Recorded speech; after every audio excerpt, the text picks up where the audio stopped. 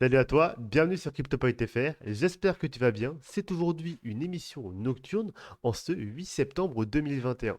Je sais que certains d'entre vous ont repris l'école, d'autres ont repris le travail, j'espère que tout se passe bien pour vous tous. Alors, cette émission va être un peu plus épurée que d'habitude, vous allez le voir, et on va parler ensemble de ce qui s'est passé hier, et on va se demander en fait si oui ou non ça change notre décompte. Avant de commencer la vidéo, je tenais déjà à remercier tous ceux qui ont participé au vote dans la dernière vidéo pour la crypto de la semaine. Et je le rappelle pour ceux qui ne le savent pas, la crypto de la semaine est de retour. Donc n'hésitez pas à laisser sous cette vidéo des commentaires mentionnant la crypto-monnaie que vous souhaitez que j'analyse pour vous. Je le rappelle, un commentaire rapporte 2 points à la crypto-monnaie en question et un like rapporte 1 point à la crypto-monnaie en question. La crypto-monnaie qui a le plus de points est mentionnée comme crypto-monnaie de la semaine prochaine. Donc je vais l'analyser en fait la semaine qui va suivre, un peu comme l'Ethereum cette semaine. On va donc regarder dans cette émission le code market cap des 10 premières crypto-monnaies et leur évolution au cours des 7 derniers jours, le CryptoFan Grid, le tweet du jour. On finira par l'analyse technique du CHSB face au dollar et de l'Ethereum face au dollar. On va donc sur notre code market cap, que globalement on est dans le rouge ici. Le BTC à moins de 50 000 dollars, retour à 46 249 dollars. Un Ethereum qui nous fait aussi un petit pullback à 3 485 dollars. On a notamment dans le vert Solana qui nous pousse un plus 70,82% au cours des 7 derniers jours, un plus 13,56% au cours des 24 dernières heures. Attention, c'est quand même très risqué de rentrer sur ce genre de token qui continue à pousser, à pousser, à pousser. Il faut bien sûr s'attendre au bout d'un moment à une correction. Néanmoins, si pas de conseil en investissement sur la chaîne, si jamais vous estimez que le Solana va continuer à monter, rien ne vous empêche bien sûr d'investir dedans. Mais voilà, je mets un peu petit warning de mon côté pour les débutants. C'est déconseillé en général pour les débutants, et ça c'est uniquement du bon sens, d'investir dans des crypto-monnaies qui font des performances de plus de 70% au cours des 7 derniers jours, bien entendu. Au niveau du crypto fair grid, on est retourné instantanément dans le neutre. On était à 79 dans l'extrême grid, l'extrême euphorie en fait. On est retourné quasiment directement ici dans le neutre au niveau de 47 en une journée. Ce qui est normal, le fear and grid est un indicateur psychologique. Et donc, logiquement, vu que le cours a baissé assez fortement entre hier et aujourd'hui, c'est normal ici que au niveau de la confiance au niveau du marché, les gens ont beaucoup moins confiance. Et même, j'ai entendu certains parler de bear market. On va voir ensemble d'ailleurs si jamais on est retourné ou pas en bear market.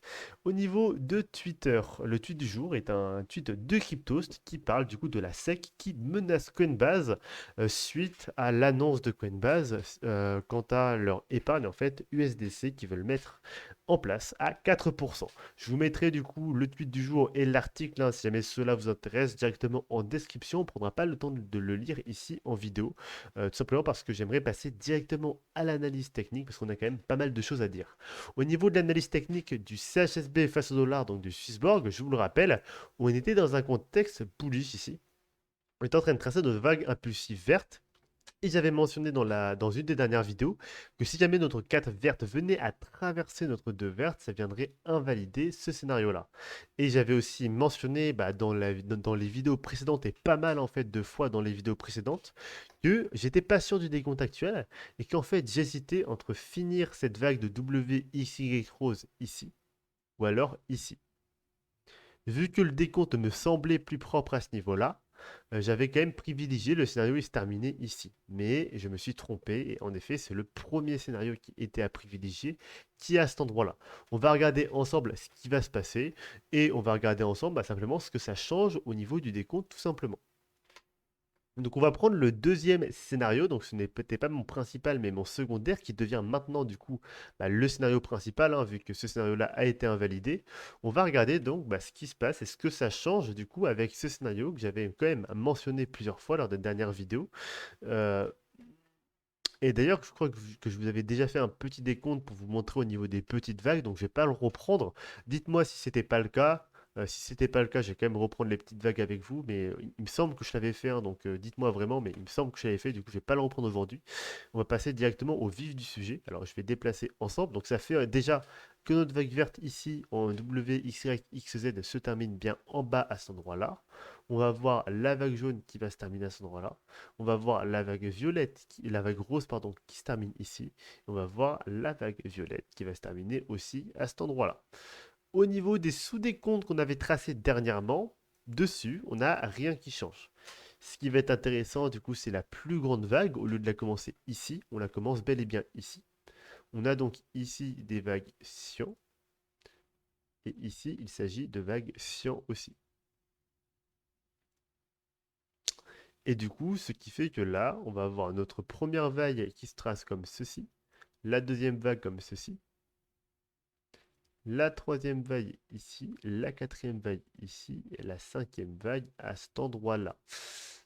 Voilà, donc ça, c'est bel et bien nos vagues vertes, et qui sont du coup, on va changer aussi bien sûr on va changer hop là, la grandeur en fait des vagues, hein. Ici, on va le mettre en minutes afin de pouvoir bien voir au niveau de notre code couleur. Et du coup, je modifierai la couleur du reste plus tard. Et du coup, voilà ce que ça donne. On a une 1, une 2, une 3, une 4 qui se termine donc ici, hein. Et donc, ce n'est pas une leading diagonale. Et ensuite, on aurait une 5 qui monterait jusqu'à là-haut. On a bel et bien ici une vague de 2 et une vague de 5 qui me semble être en triangle ici. Mais je ne vais pas revenir sur les sous-vagues ici. Je vous laisse vraiment faire le travail chez vous. On va regarder ensemble. D'ailleurs, il me semble même pas que ça, ce soit un triangle en fait, même pas du tout. Là, j'ai des petits problèmes ici au niveau de mon TradingView. Je vais enlever le volume. Il me semble vraiment ici qu'on ait quelque chose en A, B et C. Et comme ceci, on traiterait ici une A, une B et une super grande C. Ça me semble un peu gênant parce que là, on a quand même un grand mouvement impulsif. Donc, on va quand même garder cette idée de triangle. On va regarder ensemble juste la tendance à ce niveau-là. Voilà, on a bel et bien une belle ligne de tendance qu'on peut tracer ici, même si ici ça dépasse un peu, hein, c'est pas très grave, ça peut arriver que ça dépasse un peu. Et ici, on a aussi une belle ligne de tendance qu'on peut tracer. Donc, potentiellement ici un triangle.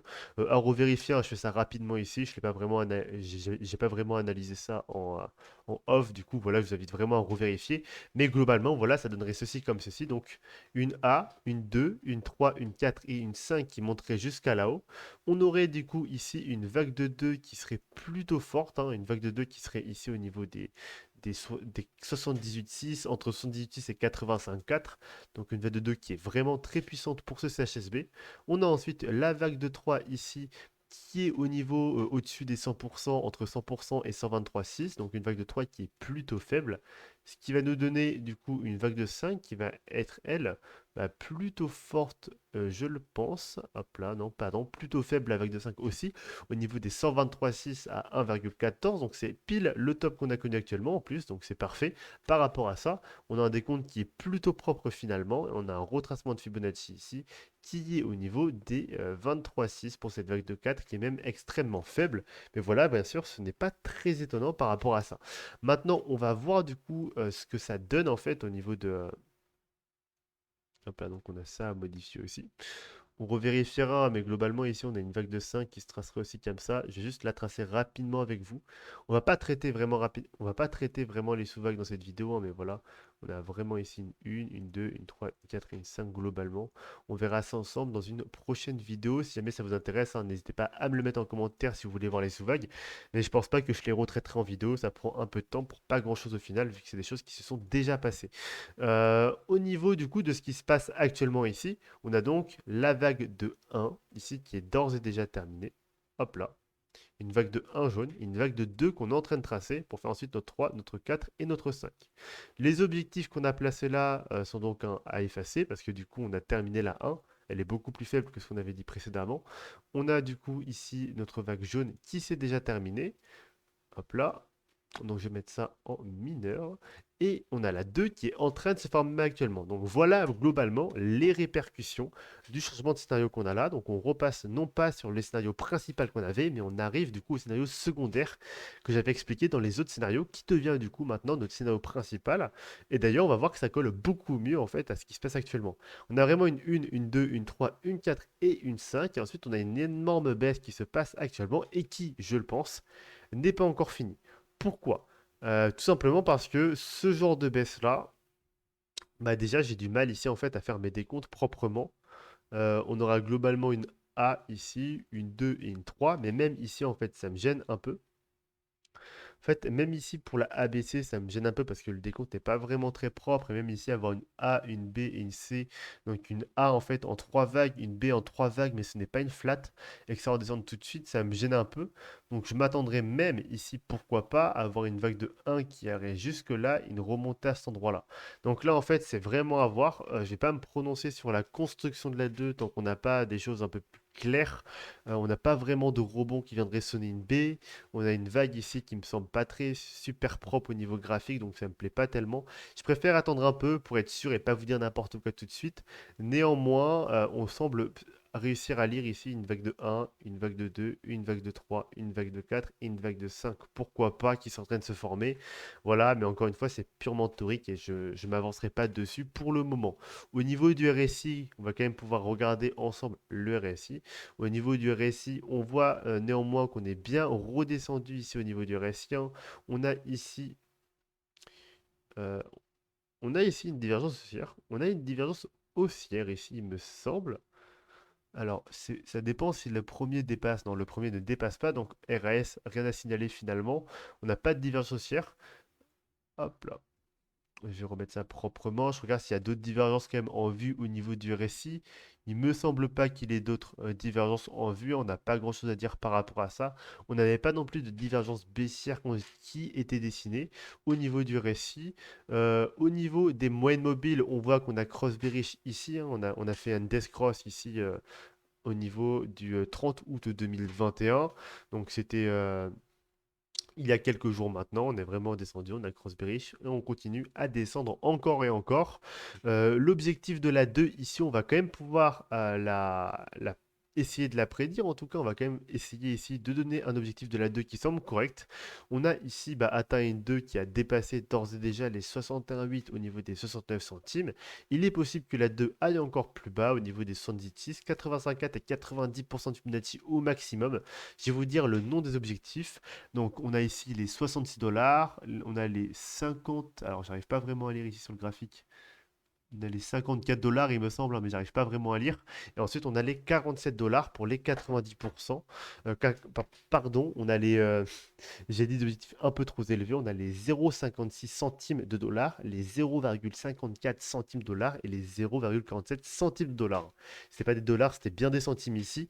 Malheureusement, je vais pas pouvoir vous dire quel objectif privilégier parce qu'en fait, j'arrive pas pour le moment à décompter ce qu'il y a là.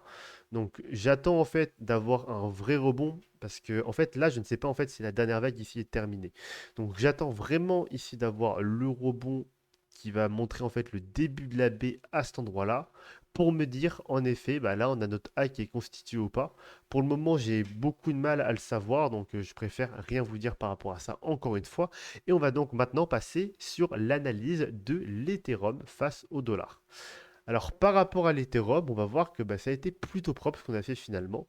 On avait placé donc la dernière fois, je vais le montrer, hein, je vais le remontrer ici, nos vagues impulsives. On avait placé donc notre 1, notre 2, notre 3, notre 4, notre 5.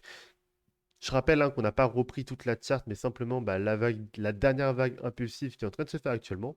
On voit que globalement, ce qui s'est passé ici, c'est absolument parfait au niveau du graphique. On a une 1 qui s'est formée comme ceci, une 2, une 3 qui remonte à peu près ici, une 4 hein, qui semble un peu zigzaggy, il me semble que c'est un triangle, et une 5 à cet endroit-là.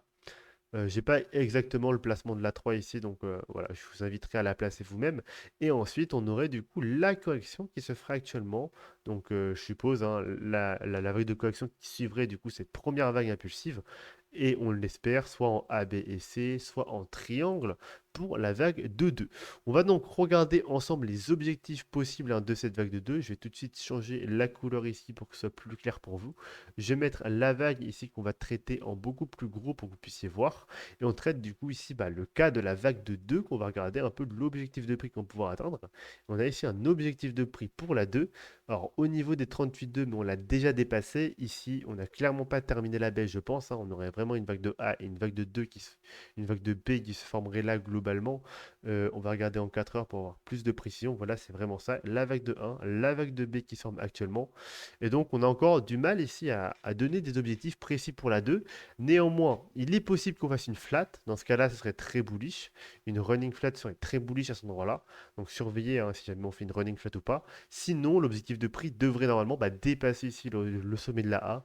Donc, on privilégierait ici soit les 50% au niveau des 2826 $, soit les 61,8 au niveau des 2554 $. Petite mention par contre au niveau du CHSB, la dernière fois j'avais quand même, alors on efface ça, dans la dernière vidéo j'avais mentionné l'existence d'un canal haussier à cet endroit-là.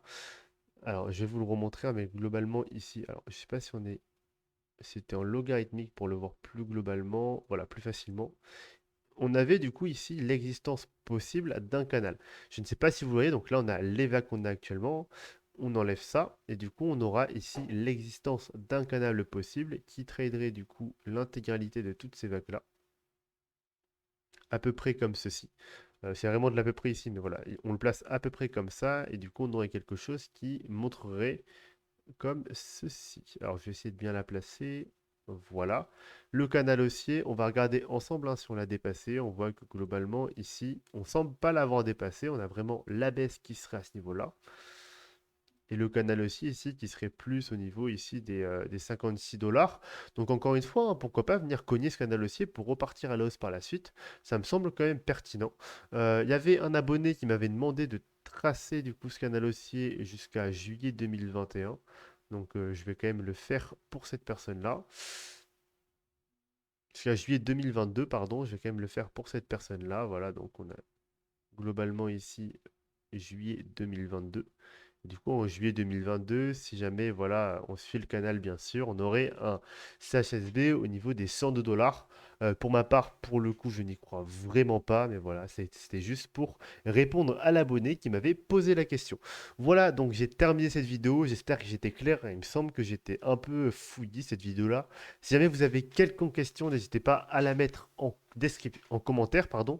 Et j'y répondrai soit en commentaire, soit directement en vidéo si vraiment la question est pertinente pour tout le monde. On se retrouve du coup vendredi pour une nouvelle vidéo du coup d'analyse hein, du CHSB face au dollar et de l'Ethereum face au dollar. Si jamais je remarque que j'ai été un peu pas très clair sur certains endroits ou si jamais vous me faites des remarques en n'ayant pas compris en fait certains passages de la vidéo, je repasserai dessus directement vendredi. Alors vendredi, je suis pas sûr que ça pondra vendredi parce que voilà, je vais avoir un week-end assez chargé. Ça peut être samedi ou dimanche aussi. Donc en tout cas, vous aurez une vidéo encore une fois cette semaine. Ne vous inquiétez pas, vous aurez la troisième vidéo donc en fin de semaine. Passez une excellente fin de soirée, une excellente journée hein, si jamais vous regardez la vidéo demain. Et nous on se retrouve du coup soit vendredi, soit samedi, soit dimanche pour une nouvelle vidéo sur CryptoPoint.fr.